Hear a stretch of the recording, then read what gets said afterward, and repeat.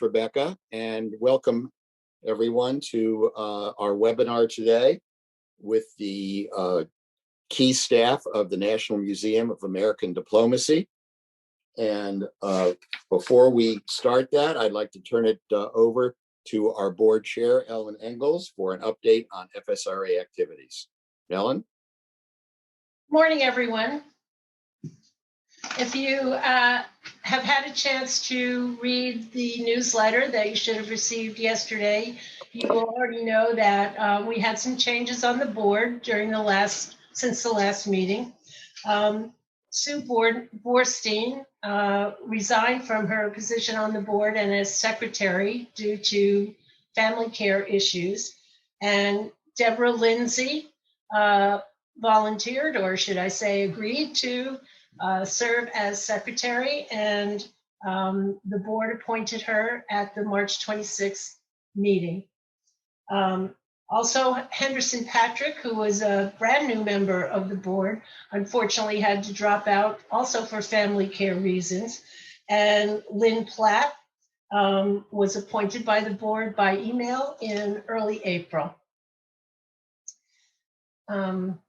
We had a board meeting just prior to this, and we talked about the webinars, future webinars, and types of webinars, as well as the possibility of meeting in person at some point, again, going back to our in-person luncheons. And I wanted to let you know we're going to be sending out a survey to ask our members what kinds of webinars and topics they might like to see in the future, and also your opinions on getting back together for in-person meetings, luncheons. We do have a speaker lined up for September. That's Ambassador Jimmy Colker, who will speak on international public health implications for and role of the Foreign Service. Date to be determined, but probably late September. And we have some ideas in the works also for November and January meetings. So that should bring you pretty well up to speed. And Rebecca, do you have anything further to add on instructions? No, I think everybody's got the instructions. Just remember it's a webinar format. Use the Q&A button to please post your questions at any point during the presentations. And you can also raise your hand if necessary, and we will see you right away. Thank you. Thank you, Rebecca. And let's start our presentation. The title of today's webinar is an overview of the National Museum of American Diplomacy. Now, those of you who have received and read the newsletter will see that this is of particular importance to me, because before I retired in 2005, I was the first director of the office that was established in the Bureau of Public Affairs to plan for the future museum. And in those days, it was called the United States Diplomacy Center. And it was a public-private partnership with the Foreign Affairs Museum Council. Well, you fast forward to today, and under the tenure of Secretary of State Mike Pompeo, the museum was elevated to be to national status. So it's now called the National Museum of American Diplomacy, and the private sector partner is now called the Diplomacy Center Foundation. So that's just a little bit of background. So I'm really thrilled that we have a good number of people signed up. And for those of you who are members of FSRA who have not been able to do this, a couple of days after this event, it will be available for viewing on YouTube. So without further ado, I'm going to introduce today's panelists. We have Dr. Jane Carpenter Rock, who's currently the acting director of the museum office. And she started in July 2018 as the deputy director. And with the change of administration, she's now been elevated to be the acting director. Before that, she was in the Bureau of the Office of Public Diplomacy and Public Affairs in the Bureau of African Affairs. She's a Foreign Service officer with 2 decades of experience. And I'm going to just leave it at that for the sake of brevity. She served in Cape Town and Johannesburg, South Africa, and in Bogota. The other speaker today is Lauren Christener Fisher. She's the Education Program Specialist in the museum. And I do have to say that I hired her in 2004. We took her away from the Museum of the City of New York. And so she is quite seasoned in her role. So she establishes education and outreach goals for the museum and plans curriculum and education resources based on its exhibitions. So she will talk to you about the museum website and the kind of programs that she's carried out in spite of the COVID restrictions. So I'm going to stop at that and introduce also Robert Heath, who is the executive director of the Diplomacy Center Foundation. And Bob is a retired USIA officer. He was in the museum working for me at the US Diplomacy Center, and subsequently in 2005 moved over to be the executive director of the Diplomacy Center Foundation. So Bob and I go way back, and there's nobody more dedicated from a standpoint of time and effort to this museum project than Bob, I have to say. So with that, I'm going to turn this over to Jane Carpenter Rock to get us started. Jane? Yes, thank you so much, Mike. We really appreciate those introductions, and we very much appreciate the opportunity to speak with you today. Thank you very much for the invitation. We're excited about this opportunity and excited to speak with you today for many different reasons. One is you all are our fellow foreign affairs colleagues, and it's great speaking to folks who already are quite familiar with the subject matter of diplomacy. We already start from a kind of baseline of understanding, talking with you, and we really hope you all can help us spread the word about the museum. So that's one reason. Another reason, it's been great to get to know Mike. I got to meet him actually just the other day, and him serving as the first director of the museum. It was a wonderful opportunity to hear about the history of the project and to show him, how the project has progressed. And finally, the other reason we're excited to meet with you today is because the goal of our museum is to really tell your stories. We really hope that we can be a platform for sharing all of the stories of the practitioners of American diplomacy over the years. And we want to make sure we get it right. And we want to make sure we do you justice. And we're eager for your feedback. So we have just a little presentation to show you today. We're museum people, so we're visual people. We'll show you a few slides that Lauren is going to share her screen. And I'll walk you through a little bit about the project, an overview, and Lauren will also be speaking with you about how the museum is doing right now. And then we'll hear from Bob. And then the main thing we want to do is do Q&As. We want to hear your questions and we want to get your feedback on the project. So we want to make sure we have enough time. We leave enough time to do that. So just to start off, what you're looking at here is an exhibit we currently have in the beautiful glass pavilion that has been built at the 21st Street entrance of the State Department building. This is the first phase of our museum. Back in 2017, with the help of the Diplomacy Center Foundation, the museum was able to build a beautiful glass pavilion that has an upper level and a lower level that signals the first phase of the project. And it's a wonderful and welcoming open space there at the department that we really hope serves as a platform to invite in the American public so they can learn more about diplomacy. The exhibit that you're seeing there now is called Diplomacy is Our Mission, and it is a preview exhibit, we call it, only there temporarily until the full museum is built, to show both staff and employees at the department and anyone who comes in from the public where we are going with the full permanent museum. And the title that you see here, A Time for Honor, is the name of our capital campaign that we have just launched into to raise the money to finish the museum. And as you will see here, which says Diplomacy Center Foundation, there's a number after that. Diplomacy Center Foundation is now registered on CFC, the Combined Federal Campaign, and that is the number there. If anyone is interested in donating through the CFC. But let's go ahead and get started. We can go to the next slide. Here is our mission statement. The National Museum of American Diplomacy tells the story of the history, practice, and challenges of American diplomacy. We inspire the public to discover diplomacy and how it impacts their lives every day. You'll see on the left a beautiful nighttime image of the glass pavilion at the 21st Street entrance. And on the right, you will see several former secretaries of state who have been very supportive of the project and continue to be very supportive. And we are proud to say that we've had support of every Secretary of State that has served in that capacity for our project.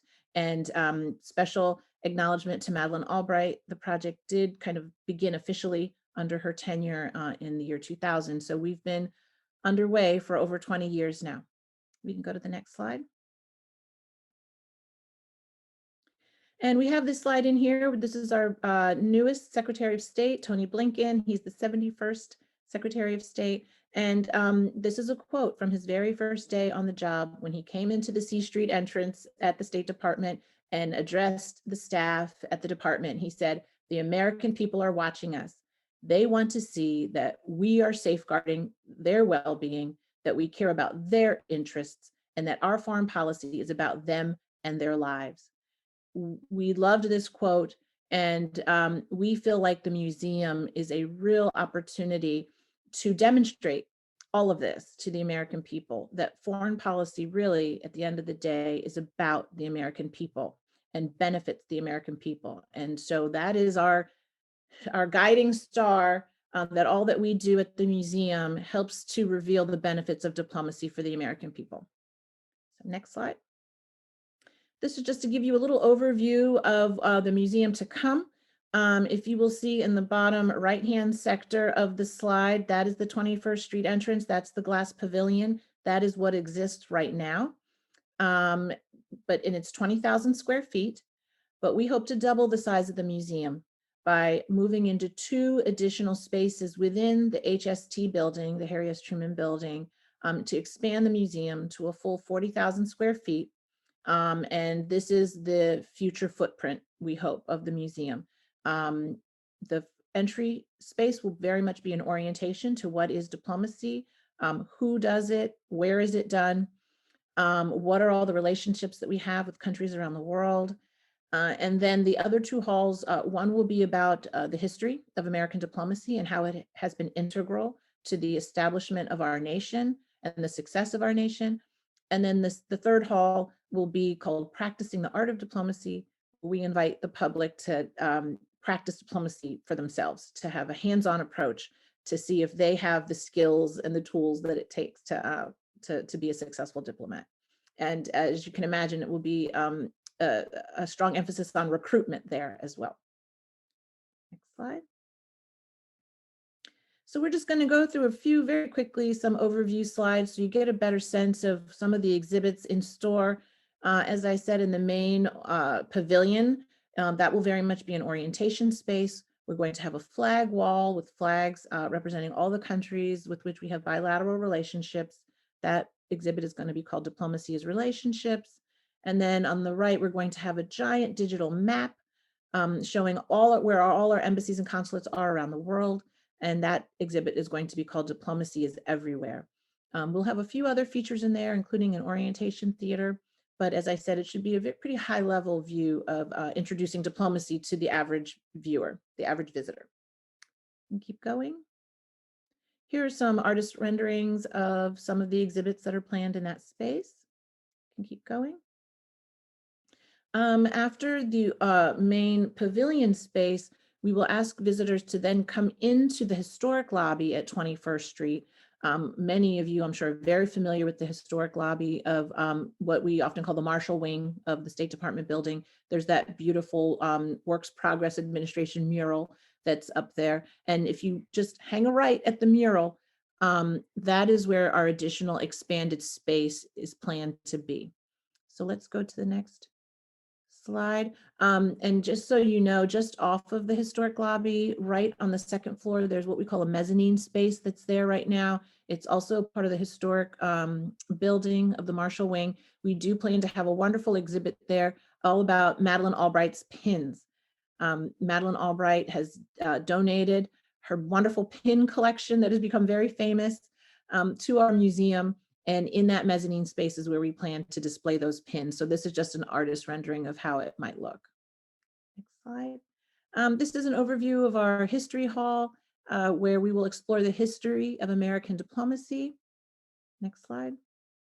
And these are some artist renderings from exhibits that will be there, going all the way from the Declaration of Independence as a foreign policy document and being at the foundation of our independence as a nation, and that the diplomacy was there at the foundations of our nation, and going all the way through into the contemporary era.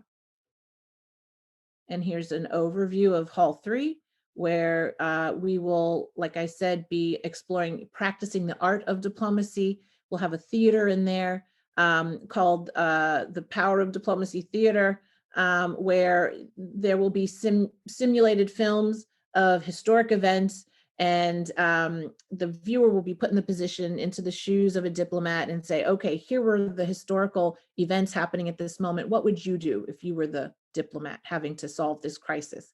So it'll be a fun interactive experience. And the slide on the right is, we hope, will be another crowd pleaser, which is the gift vault, the protocol gift vault, where we will display decades of beautiful gifts that have been given to the United States and to secretaries of state over the years by foreign counterparts, foreign dignitaries. So that should be very exciting. And these are just some of the 10,000 artifacts that we have. We've already amassed a collection of over 10,000 artifacts. Here are some range from very whimsical things like a tea set with faces of Madeleine Albright and her foreign policy team on them, to very somber items like the Great Seal that used to hang on the front of our consulate in Herat, that was damaged after an attack and yet still endures. And then finally, we also have what I consider a national treasure, a blindfold worn during the Iran hostage crisis by one of our diplomats who was held in captivity for 444 days, with his sweat and tear stains still on the blindfold. So we have very powerful artifacts, and we want to share those with the American people. Here's some other views of artifacts that we have. I mean, they range. So people always ask us, well, what kind of things are you looking for? And we say anything that tells a story, anything that tells a story about what it was like to practice diplomacy. You see, we have a cookbook from Havana that the foreign affairs community put together while they were there in the 90s. We have the diary of the chargé in Saigon, who wrote down in his book the last days of that embassy being open before it had to close during the Vietnam War. We have a graphic cartoon book that our public affairs officer in Guinea put together to help combat the spread of Ebola in the 2013-2014 time period, to show how public affairs could help spread important messages about public health and how the public could protect themselves during that epidemic.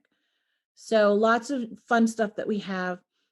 Here's just two more views of our pavilion space and this exhibit that we have on view right now called Diplomacy is Our Mission. And before the pandemic, we were open to the public every Friday. They could go online and reserve timed passes. And so we were really starting to be open to the public. Starting in about November 2019, we had lots of tour groups, and Lauren can talk with you a little bit more about that, how we used this exhibit to help educate the public. But then when March 2020 rolled around, everything shut down, as you know, because of COVID, and we had to make a real digital pivot. And you'll be hearing more about that shortly. Finally, I'm going to end with this. One of the features in the exhibit that's on display right now at the 21st Street Pavilion is an exhibit called My State, My State Department. It's a digital interactive where we have a map of the US that shows how diplomacy has benefited or is benefiting each state across the country. And we hope to really develop this for the permanent museum so that visitors from all across the country who come to Washington, you know, to do a big vacation tour, they tour all the different museums. We hope they come to our museum and learn how diplomacy is benefiting them in their home state. The types of jobs that foreign direct investment can bring to a state, the number of passports that are issued to their citizens, the number of exchange programs that their citizens are sent on by the State Department. So we really do hope that this interactive can really help educate the American public about how diplomacy can help them right at home. So that is it for me.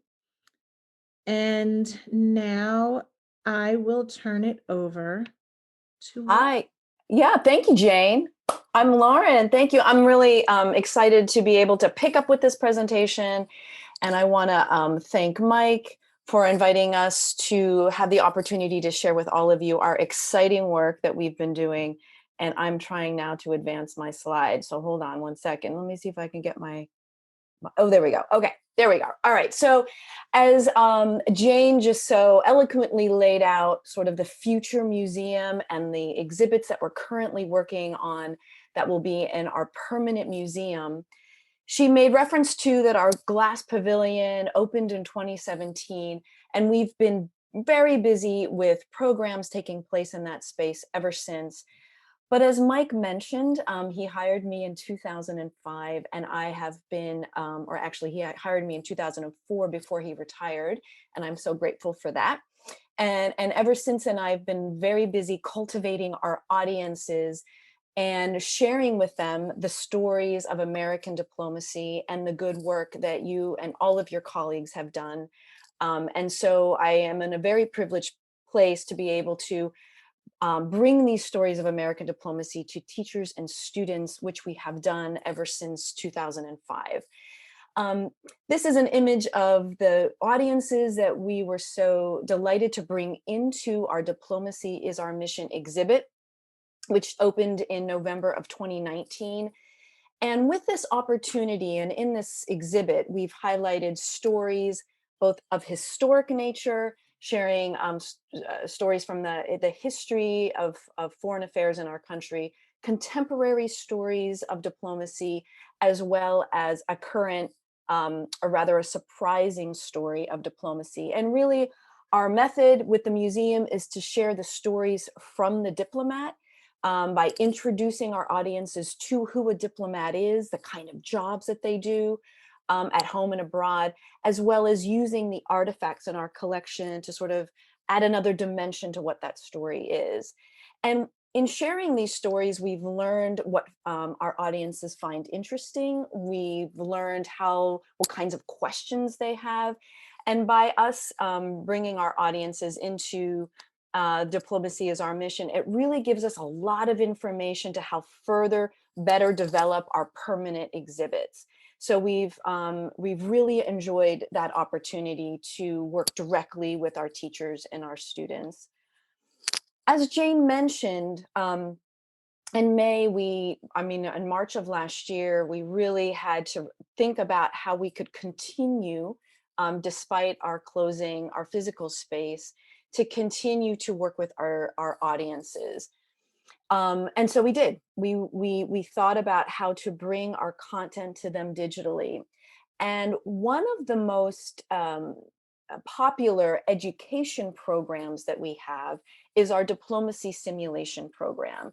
And it's a program that is like a Model UN role-playing program where students represent a country or an organization. And in our case, they're presented with a global crisis. And they are invited by us, NAMAD staff who facilitates these programs. They're invited to step into that role of a diplomat and use the skills of diplomacy as well as the tools of diplomacy. And through the years, even though our diplomacy simulation program started in 2006, it has really evolved and enabled us to further understand what excites students about the work of diplomacy. We've been able to bring it to classrooms and teachers across this country, reaching over 50,000 students since 2006. And in March, we determined that we could, even though this program was taking place in our spaces live, we determined that we could use the Zoom platform to effectively bring this program to students digitally. And we've had tremendous success and have been able to expand our audiences multifold by doing so. And in the middle image here, you see an example of what a program like that looks like in Zoom. The image to its right shows you sort of a diplomacy simulation as it would look sort of taking place live, and in this case, in our lower level, the founding ambassadors concourse in our Pavilion space. So we've been delighted to bring this diplomacy simulation program to our audiences since 2006. And I want to add that these simulations are hypothetical in nature. They have a hypothetical crisis at the center of them that explores a global issue on which the department engages. And it really helps students understand how the State Department and the US government engages in global issues. And then in 2019, we approached the Uma Chapman Cox Foundation if they would fund us, or actually, I should say, we approached the Cox Foundation alongside of our Diplomacy Center Foundation partner, and we invited them to fund 3 additional diplomacy simulations that would look at historic moments. They funded us, and we are ready to launch this summer 3 new historical simulations that look at the Barbary hostage crisis of 1794, that look at the Spanish-Cuban-American conflict of 1898. We call it conflict, not war, because the simulation begins before the war has started. So we invite our students to sort of see how they would get in there as diplomats and prevent a war from taking place. And then finally, the Suez Canal crisis of 1956. So we're very excited to launch those programs that we produced in partnership with the National History Day program alongside of George Mason University.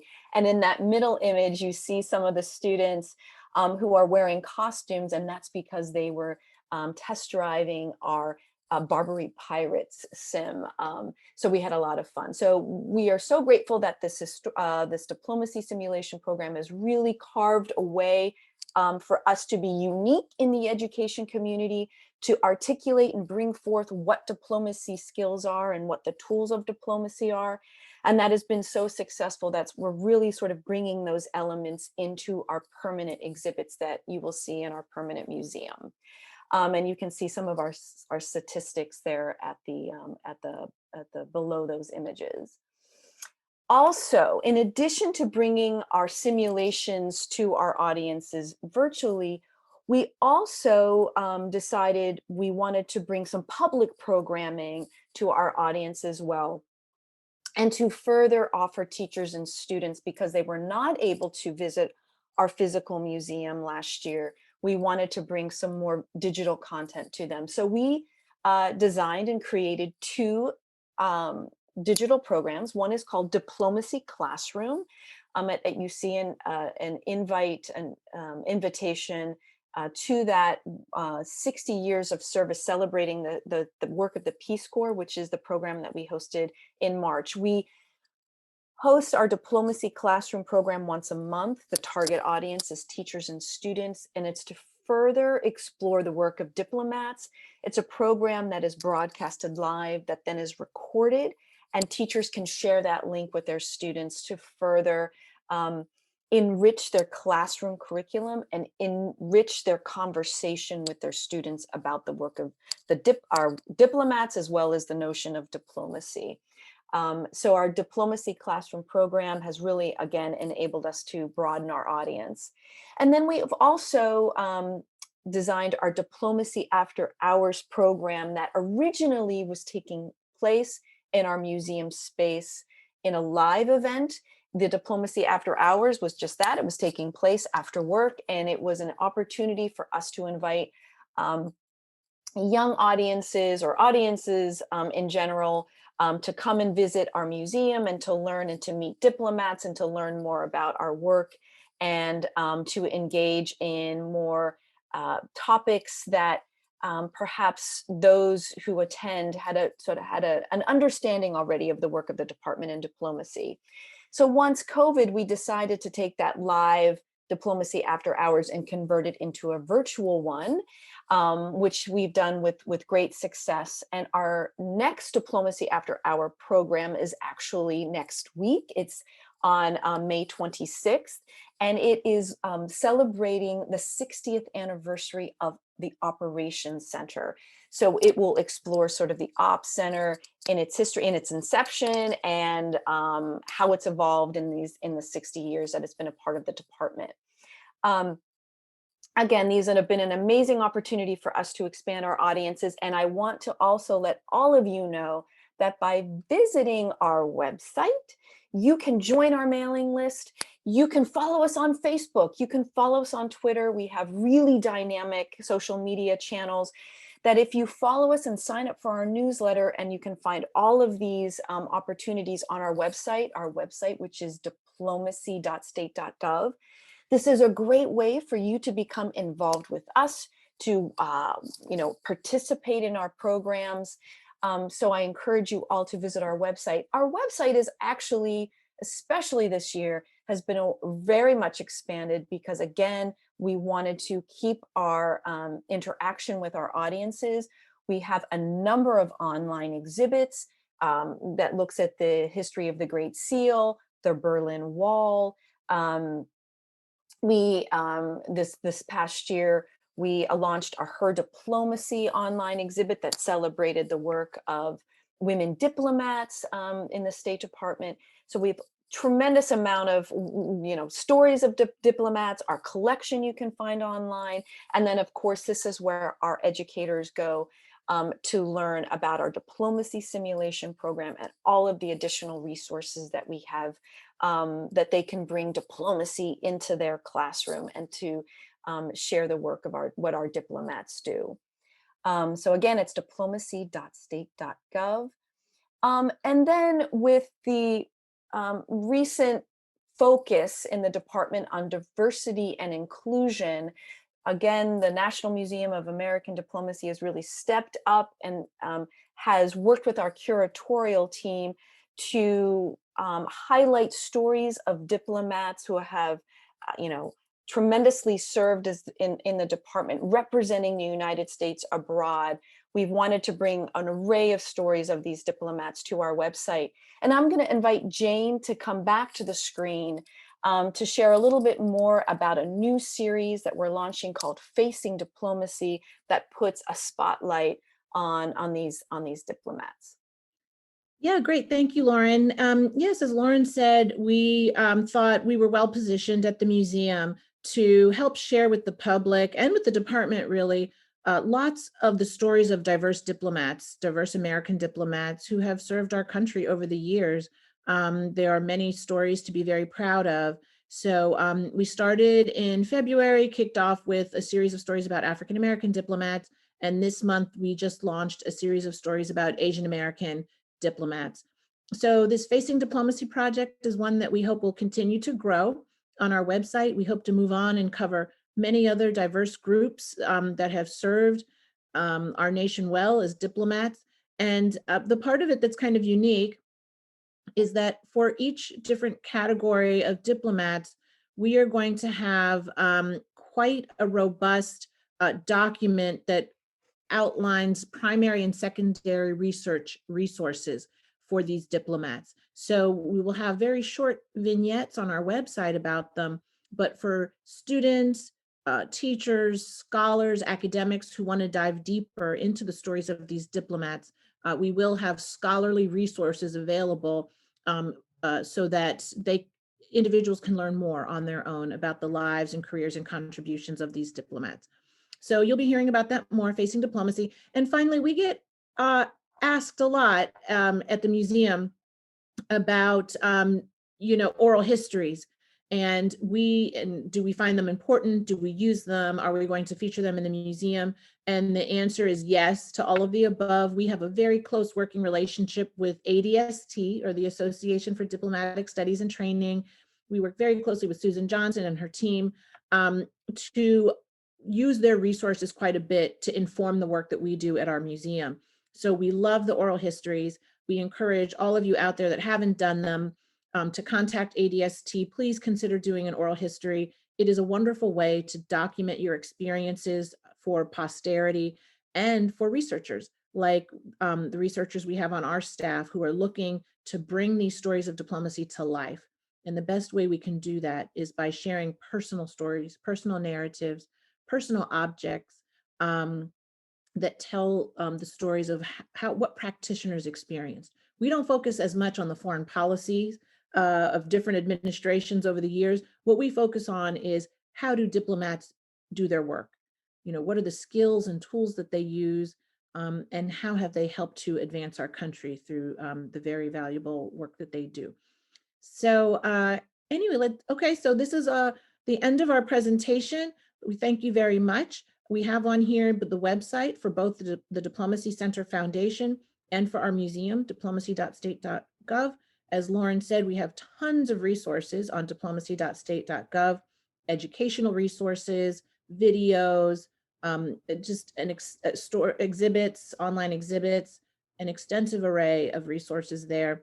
And if you would like to give to our museum, which we hope you will do, and we hope you will encourage others to do, you can do that either through our page, diplomacy.state.gov, or through the Diplomacy Center Foundation.org page. And with that, to speak on behalf of the Diplomacy Center Foundation, I'd like to turn it over to Bob Heath. Thank you very much. And I want to go through 4 basic points of commitment from the department, from the foundation, from donors, and how you can also participate. First off, I want to talk about the vision. Stephen Lowe, many, many years ago, said, we need a museum to tell the story of American diplomacy. Actually, there'd been some discussions in the department for the last 50 years about doing something like that, but it took one person, Stephen Lowe, to really pull it together. First off, he wanted to create a real campus for training of diplomats, and he was instrumental in creating the National Training Center, which all of you know about. And also he wanted to have a think tank, and that's ADST. He was instrumental in creating that. And then he said, we need this museum. And he and Senator Mathias were good friends. And Mac said, yeah, we've got to do this. So they went to the Smithsonian and they said, are you interested in doing something like this? And they said, no. So they went to the department, and Madeleine Albright was secretary. And she said, yeah, we've got to do something like that. And she said, she committed 20,000 square feet in the current building. Now that was always controversial, because that means that those office spaces aren't available to various people in various offices in the department. Everybody says, I want to be on the main building. But she saw the vision. We've got to tell the story. We've got to tell the public how important this whole project is. And she made that commitment of 20,000 square feet. And on November 1st of 2000, we had a breakthrough for diplomacy. We built a fake wall between the historic lobby and the hallway that went into that 20,000 square feet. And she took a mallet, she knocked a hole in that wall, and she said, a breakthrough for diplomacy. And at that time, it was a very small concept, but the concept has grown. But basically, the department is committed to space, staff, and security. And space, the 20,000 square feet. The only thing we're arguing about is who's going to pay some of the construction costs for that 20,000 square feet.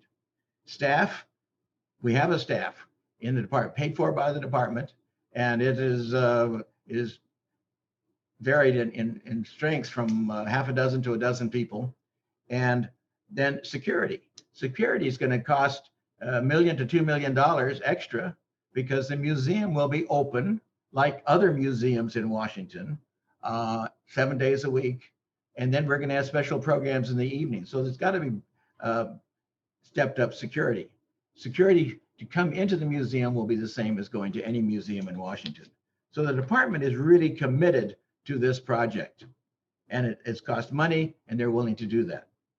And every secretary has signed off, except Tillerson. You know, he wasn't around long enough to really get excited about the project. But every other secretary from both parties have been very supportive of this project.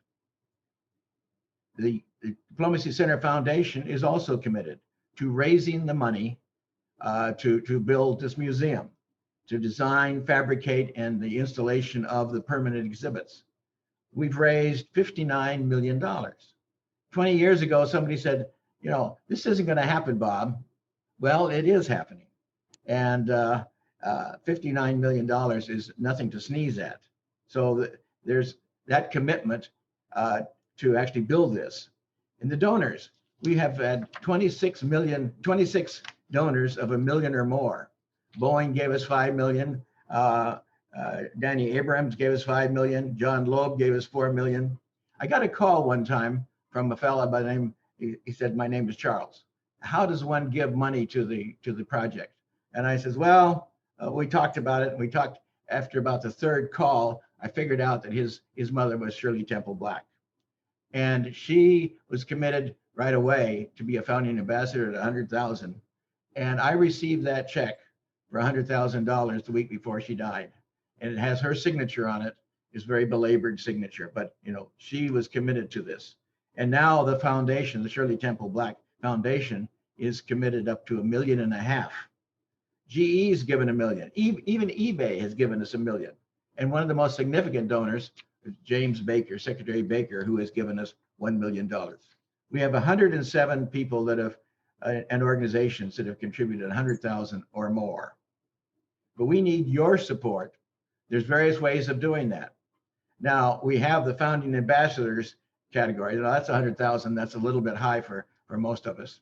But anybody who is appointed by the president and confirmed by the Senate can be a part of the founding ambassadors group at 100,000. We also have the legacy ministers, which goes from 10,000 to 50,000. And for 10,000, which can be payable over 5 years, that's 2,000 a year, you can have your name on the wall and also your bio in a kiosk. If your family comes to Washington and they say, what did my grandfather do? Well, you go to the kiosk and push the button of that name and you can see the brief bio of that particular person. That's manageable. You know, there's people early on says, what are you going to put in this museum, Bob? Pens? Well, there still is one pen that I still hope that we can get a hold of. And I was having lunch with the curator from the Bush One Museum and Library. And I said, do you have the pen that Gorbachev used to sign Start One, July 31st of 91? And she said, no, I have the Bush pen. And I said, what color is the pen? She said, silver. I said, that's the Gorbachev pen. We had put an American and Soviet flag on the Bush pen, but the Gorbachev pen is made out of titanium from the melted down rocket of a SS-18 rocket that had been pointed at the heartland of America. Those are the stories that we have to tell. It's not just the artifacts, but we have to tell the story, how important diplomacy is. Thank you.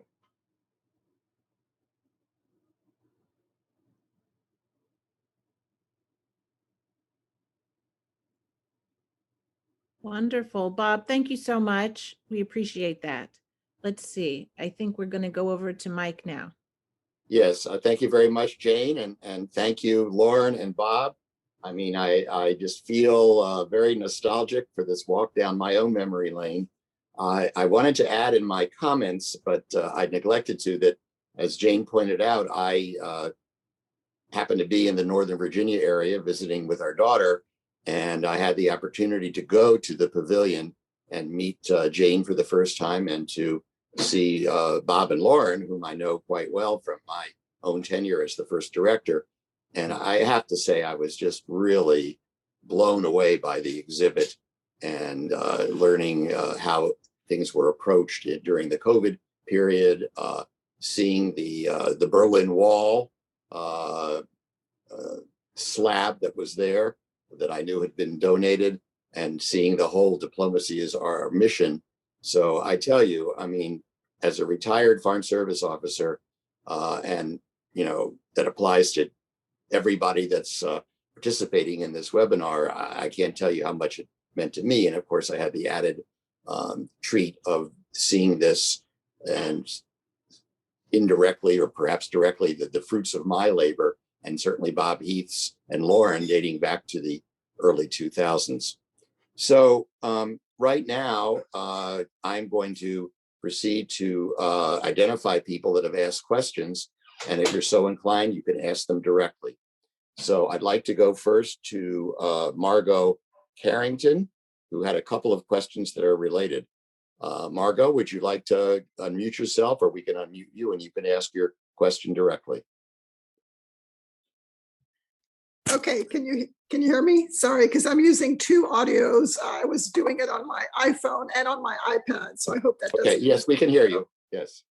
Right, so you did actually start to answer it, and I'm sorry, I was a bit premature in asking the question, because I'll be teaching a course on American foreign policy starting in August, and I was really interested in trying to bring the whole topic to life for my students. And so thank you, Lauren, because you did address a little bit. I'm wondering, though, sort of, it wasn't clear to me what grade level a lot of those resources are geared towards. So maybe if you could just, mention a little bit how I might find resources for university level. Sure, and I appreciate the question. I absolutely overlooked that. And I believe, Margot, did you work in PA? I sure did. Yeah, I think, yeah. I was of the foreign press centers. I remember having the opportunity to meet you. I think you were going off to Japan when we met. But so thank you for the question. Yes, what I love about our materials is they're very flexible.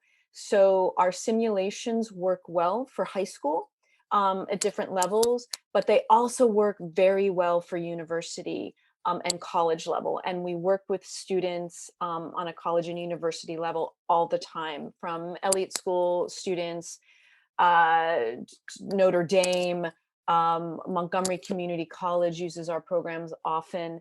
And what they like about them is it's not a simulation that takes days to enact. Rather, they take place within a 2-hour time frame. So in a very short kind of it's short but energetic time frame, students are quickly sort of introduced to some of these skills and some of the ideas, and they walk away with learning that diplomacy is messy. There's patience required. Communication is very important. It's very easy to get wires crossed, that words matter. So if you're looking to introduce the topic and all the different sort of elements to it, and then it's many things, it's a great program. And I would be happy, and one of my jobs is to work with educators over the phone or on Zoom to help you think about ways of including it into your classroom. And I often conduct trainings for facilitators who want to use them. So feel free to reach out to me directly, and I'd be happy to do that for you. Okay, could you share your email in the chat maybe? Sure. Yeah, no problem. And hi, Margot. Thank you for watching. Hi.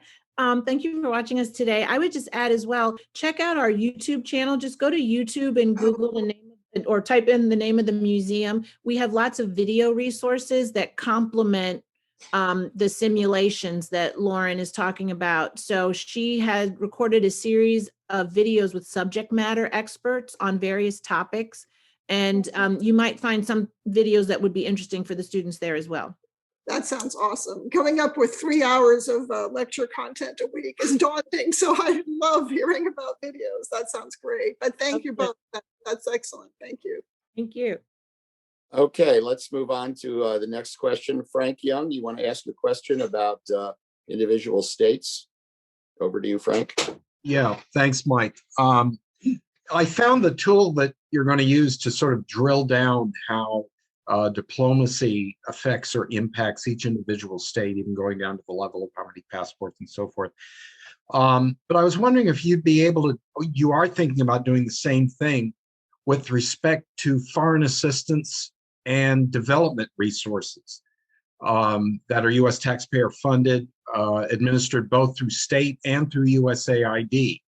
USAID developed a tool that it uses on the Hill that shows how much in the way of development resources and foreign assistance resources are spent in each individual state and how many jobs are generated in each individual state. And we do it obviously to advocate for our appropriation, but will you be able to do the same thing for really what's a considerable amount of resources that are spent in support of development and diplomacy? Yes, that's an excellent question. Thank you so much for raising that. We most definitely want to make that point very strongly in that main orientation space, hall 1, right when you come in the door. We're right now working on a proposal to Amazon Web Services to see if we can develop a much more sophisticated digital interactive that does exactly what you're saying, that can really mine this data that's already out there about how development dollars as well go really help benefit each state. So I'm really glad to hear about this tool that you say AID has that they use on the Hill. I wrote that down. We will definitely look into that, because the more data we can mine that's already available, the stronger and much better and more compelling our digital interactives will be. And we very much want to make the exact points that you articulated. Yeah, contact USAID's Office of Legislative Affairs. They usually are the place where they roll all this stuff up. Okay, excellent. We will do that, very much so. And I don't want to preempt another question that I saw in the chat, but we very much will be reflecting all of the contributions of USAID, of Foreign Agricultural Service, of Foreign Commercial Service, APHIS. So yeah, it's very important to us that that is foregrounded right when people come in the door, that all the foreign affairs agencies are profiled and highlighted. Thank you.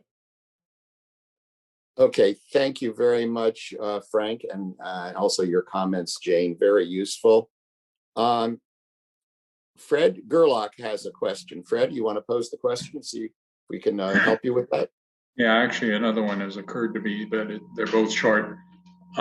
There is an outfit that was formed several years ago. I think it's called the American Academy of Diplomacy. And a friend of mine, Ron Newman, has been in charge of it. And I'm just wondering I could see some overlap of what you're doing, and I'd like to know whether you could comment on that. My question was, I'd be interested in recording some oral history. How do I go about that? I know you said that already, but I'm very much a senior and I sometimes forget things. Sure. Well, let me answer the second question first, and then I'm going to defer to Lauren and Bob. I think they know much more about this other organization you're talking about. But the association that does the oral histories is called the Association for Diplomatic Studies and Training. ADST is the acronym. So if you type in ADST and, oral histories or diplomacy, that will pop up. The Association for Diplomatic Studies and Training, and they have the teams of people that record the oral histories. For your question about Ron Newman, Lauren or Bob, would either one of you like to answer that? Well, Ron is president of this organization. They're very supportive of us. They don't have a lot of money, so they don't actually support us financially.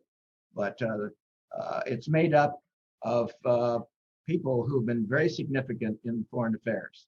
Most members have been ambassador to 2 countries, or maybe a secretary of defense is also in there.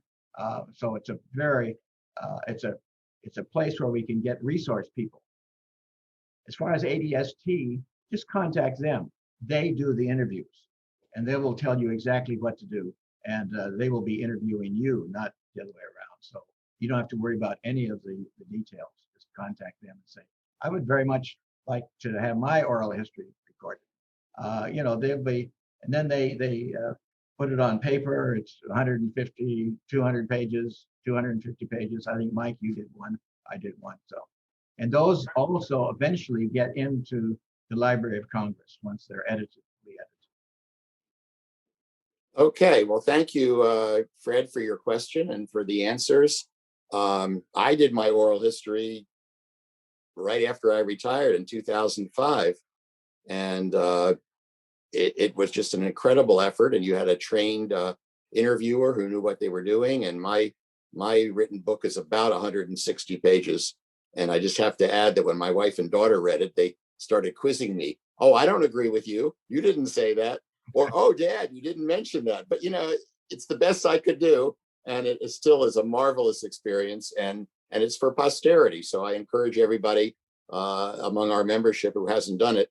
And I will use this opportunity also to say that following this meeting, we're going to send an email blast out to our entire membership that's going to give the link to the video and also give the specific email addresses for ADST, for the Diplomacy Center Foundation, and for the museum itself. So we're going to keep this information flow going because that's essential. Now, let me see if I can get some other questions here. Okay, let's go down here.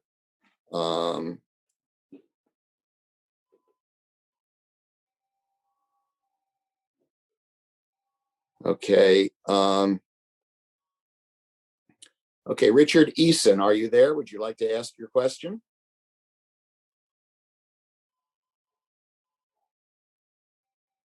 I don't see his question. I don't see him responding. Yeah, can you hear me? Oh, yeah, thank you. Go ahead. Yeah, sorry, I have a dog. The question I have, two questions actually related. One, is there any kind of archive that's going to be a part of the museum? And secondly, would there be any place to donate biographies or diplomacy history from other countries, either from the US or else, but also in different languages? Is there any point in doing that? I think a lot of diplomats are obviously, we're retired. We want to do something to preserve at least portions of our libraries, and I'm wondering if that's an option. Yeah, hi, Richard. That's an excellent question. I will say, as of right now, we are not really set up to be an archive, not yet. I mean, that's a wonderful goal that we do have for the future. One thing we are doing is establishing a digital photo archive. So it's kind of our baby steps in the direction of trying to establish an archive. So what we do, we have lots of our own photos that we're digitizing. We have solicited photos from others that we digitize, we put into our digital database collection, and then we send the original photos back to the owner. But our goal with that is to have a public-facing, publicly searchable database of images of, over 200, well, I guess, I don't know when photography was established, but, over 100 years of diplomacy, and that people can search and that people can tag. If they know people in these photos, they can tag them for us. So we are moving in that direction. But in terms of papers, we are not really set up to receive those books either. But I do think it would be a wonderful thing for us to pursue once we are finished building the museum. So I hope that was helpful. One thing I will put on a little plug for, obviously we do collect objects. And so the objects we're most looking for are objects that tell compelling stories about diplomacy, the practice of diplomacy. We have taken clothing objects that were present during historic diplomatic moments. We've taken, as Bob said, we have a few pens in the collection, but passports, the presidential, the appointments, those documents, all sorts of crazy things that, you can't even imagine, but that have compelling stories attached to them about moments in either diplomatic history or just the day-to-day practice of diplomacy. So I hope that answers your question. And just one final question, would you include some access to state magazine so someone could search stories from state magazine? That's a good idea. We haven't contemplated that yet. We ourselves use State Magazine extensively to research our stories, but then also to find photos. They've been a great source of really amazing photos for us that we use in our exhibits and online. But that's a very good idea. We are still developing the digital interactives that will be in the museum. So some way to search State Magazine, I think would be great. Another amazing digital archive that's out there is the Foreign Service Journal. They have all of their editions digitized, and those do go back 100 years. We did an exhibit with them celebrating 100 years of the Foreign Service Journal, and they're all available digitally. And I think you're right, that would be a great idea to have people be able to search both the Foreign Service Journal and State Magazine in the museum. So we will definitely keep that in mind. Thank you. Sure. Mike, Okay. this is Rebecca. We have a question from Eric Levine. Does the foundation have a relationship with Amazon Smile for donations? Yes. That was easy. Also, we have a raised hand from Joyce Fitzpatrick. Joyce, do you want to talk?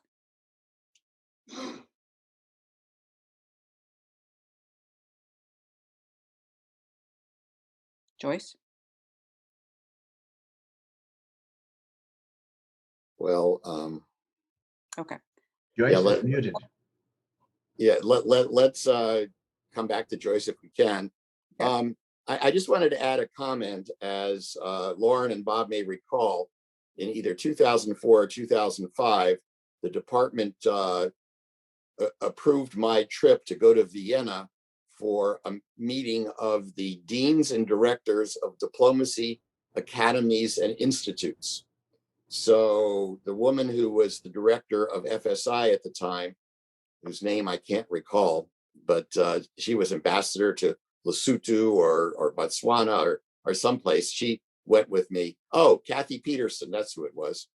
And we went to Vienna, and I did a presentation on the oral history program from ADST as a way of attracting interest from other countries to do oral histories that would focus on their relationships with American diplomats over the years. And the greatest interest I had at the time was from Russia. So I don't know if anything ever came of it, but it might be something, Jane, that you could pursue in the future, because that would be a rich source of archival materials. So I just throw this out as an idea. Yeah, no, that is a great idea. I haven't heard of any work in that area yet, so, but we will definitely keep it in mind. I agree with you. I find it very important as we're developing the permanent museum to make sure we do have the voices of our foreign counterparts represented throughout, so that when visitors from other countries come in, they can see themselves reflected. So I think that would be very exciting if if we could embark upon a project like that at some point.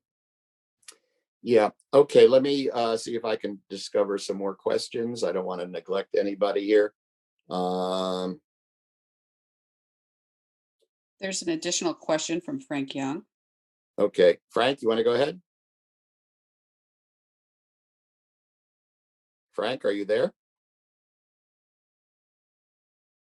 Well, Yes, I. Frank, we're Yeah, having difficulty hearing you. Can you hear me? Yes, now we can. Yeah, it was getting unmuted. Yeah, I think I noted earlier this week that the House of Representatives passed a State Department authorization bill for 2021. And one of the sections in there made reference to the NMAD. And I think I couldn't tell whether they were actually devoting resources to it or authorizing contribution. But can you drill down into that and describe what you're anticipating if that authorization bill does pass? Well, that's news to me, actually. I hadn't heard that. It's funny. We now sit under the R Bureau, the Yeah. Undersecretary for Public Diplomacy and Public Affairs, and they are standing up a kind of a congressional liaison division within the R family. And we stay in close touch with them, but they have not alerted us to that yet. So I'm now Googling. Yeah, well, let me tell you, I got it off my AFSA feed and I clicked on the link and it was an HR and I can't remember the number. But I think I read that the House had passed it and it was going to go to the Senate. It's the first authorization bill that state has gotten in years. And it's Yes. supposed to reform the State Department, but there's a section in there that refers to the museum Okay. and authorizes support. Which AFSA digest was that? Do you recall? Oh, it was earlier this week. It might have been Monday or Tuesday. I can't remember. Okay. Monday, Tuesday, or Wednesday. Yeah, we will look into it. Honestly, I will tell you, and Bob made a little reference to this. We are really now trying to work with the department to get the department to spend more appropriated funds on the museum. And then we are also collaborating closely with DCF and with the R Bureau to approach the Hill to get some, a line item, some kind of authorization, to spend appropriated funds, on the museum building, constructing the museum. So it's been in the air for a while now. I mean, we've been talking with the department. We've been talking with the Office of Legislative Affairs. We've been talking with the R Bureau to make that ask and to make that push. But thus far, I don't know, we didn't think much had materialized yet, but I'll look into this authorization bill that you were referencing. Everybody always says this is a fantastic project, but of course it costs money. And one of the things that we've been trying to do is to get the rank and file to say, hey, I support this, even though my donation is very small. But that's one way that you can say, this is important and I support this. So even $100 is great. But if you can see yourself clear to give $2,000 each year for 5 years, $10,000, then your name is on the wall and you say, really, I really support this. And we can point to that when we go to the department, when we go to Congress and say, we need your money, but the rank and file is supportive of this project. So that's our pitch. Yeah, Okay. Can I just mention, it's in the Wednesday AFSA Digest, and there's a link to an article in Government Executive, and that's where I saw it. Thank you. I am looking it up right now. Thank you. I love that. Thank you. Okay. I think we need to bring this to a close. It's now just about 10 after 12. This has been fabulous. And I'm so glad that I proposed this webinar to the board and they agreed. And I'm just thrilled to having been able to moderate it. Just so you all know, I did have a personal phone call with Ambassador Roman Papaduke, who's he's the president of the Diplomacy Center Foundation. And he may work with AFSA that has a listing of the equivalent of the FSRA all over the country. So, your show may go on the road, Jane and Bob and Lauren. So it's an opportunity for fundraising. It's an opportunity to spread the word. And so we are going to keep this relationship alive because it's an opportunity for our membership to be able to have a resource when they're asked, what did you do? You were in the Foreign Service? Oh, what's that? What does the State Department do? What does an embassy do? And I'm sure all of you on this webinar are nodding your heads because you've all experienced this. So now you have the resources and the work of the Foreign Service has now been elevated, and it will be a place to take your children and grandchildren and see it for yourself once COVID is released, it is lifted. And so that's all I have to say. So thank you very much for this opportunity. And I'm going to turn it back to our board chair for final thoughts.